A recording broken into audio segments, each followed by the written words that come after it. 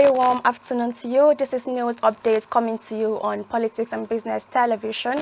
And on the news at this time, operatives of the Nigerian police force have arrested no fewer than 30 bad governance protesters for waving Russian flags in Kano, Kaduna, Katsina, and Bauchi states.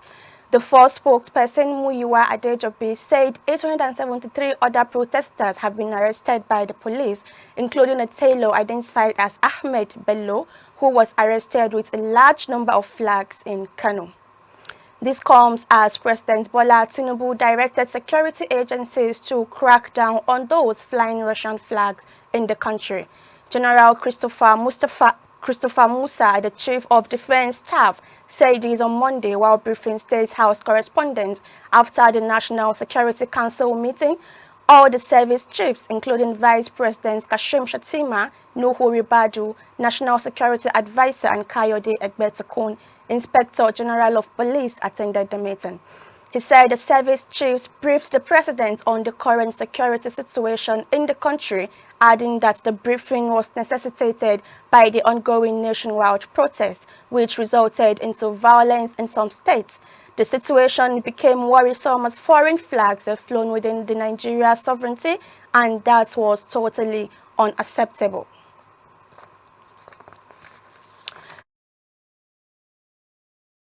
State High Court in Igboshere on Tuesday extended an earlier order restricting protesters in Lagos to the Freedom and Peace Parks in the Ojota and Ketu areas of the state.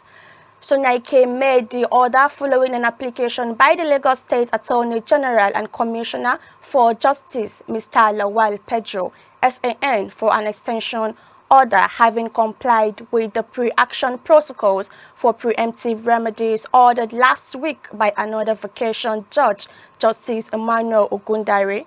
Pedro, who was represented in court by the Director for Civil Litigations, Mr. Hamid Oyenuga, told the court that the service of the earlier court order had been served on all the respondents in compliance with the pre-action protocols for preemptive relief sought by the AG against the representatives of the protesters. He argued that though the respondents in the suit were yet to respond to the application, there is a need to extend the earlier restriction order of the protest to 2 venues so that the states can continue to enjoy the relative peace being experienced despite the ongoing protests across the country. The Comptroller General of Customs, Bashir Adeniyi, has expressed hope that the suspension of duties and taxes on imported food items over some time would help reduce food prices. Adeniyi stated that his service is dedicated to implementing the policy as outlined by the government. He spoke at the security heads meeting in Abuja on Tuesday. Adeniyi said the protest was premised on a number of things, one of them being to end hunger. We discovered that a significant amount of food consumed in Nigeria is imported. Importation takes some time. So one of the things that the president has done to cushion this effect of the cost of importation is to suspend customs duties and taxes on imported food items for a period of time. He said there was a need to ensure the interests of all the stakeholders were considered before the implementation of the policy. The custom boss urged Nigerians to be patient, adding that some of the imported items already in the country would be cleared without duties and taxes.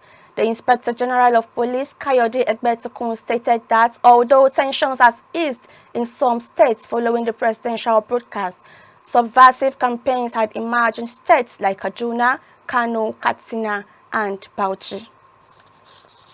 And now to the foreign space, where human remains believed to be of a missing man was found inside a crocodile in northeastern Australia.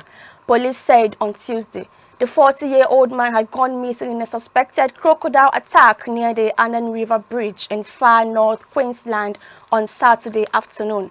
A formal identification process is underway. However, it is believed that the remains were that of a missing 40-year-old New South Wales man. Police added that the search and rescue operation for the missing man was suspended. Earlier on Monday, local media quoted a spokesperson for the Queensland Department of Environment, Science and Innovation as saying that a large crocodile believed to be responsible for the fatal attack on the man was humanely euthanized. The reptile, measuring almost 5 meters in length, was spotted around 4 kilometers from where the man went missing and recognized due to distinctive markings on its snout. The crocodile was said to be decades old. Australian media reported that the man was at the popular fishing spot with his wife and children. Authorities were also investigating reports on social media that people were seen feeding crocodiles near the scene of the accident, which is a criminal and punishable offense. And in sports, Emma Finucane, Sophie Capewell and Katie Marchant kick-started the medal charge in the Paris Velodrome by winning Great Britain's first Olympic women's team sprint gold. They set a new world record for the third time in the session of 45.186 seconds to beat New Zealand. It is the first time Britain has won a women's team sprint medal of any color at the Olympics.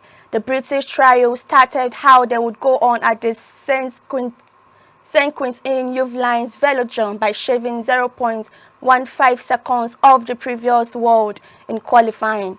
In hot, fast conditions, that time tumbled further with first Germany, then New Zealand eclipsing it, before Finucane, Capewell and Marchant brought it back into British hands in 45.338 seconds to secure their place in the gold medal race. Against New Zealand, they trailed after the first lap but rode on by the huge number of British fans inside the velodrome. They turned the tide as Finucane crossed the finish line 0.473 seconds ahead of Ellis Andrews on the opposite side of the track. More medals are on the horizon, with 21-year-old Finucane seen as the next sprinting superstar set to contest both the keirin and the individual sprint, the event in which she is the world champion. Capewell, 25, is due to also race in the individual sprint, while Marchant, a bronze medalist from Rio 2016, will contest the keirin. That will be the size of the program for today. Thank you for watching. Bye for now.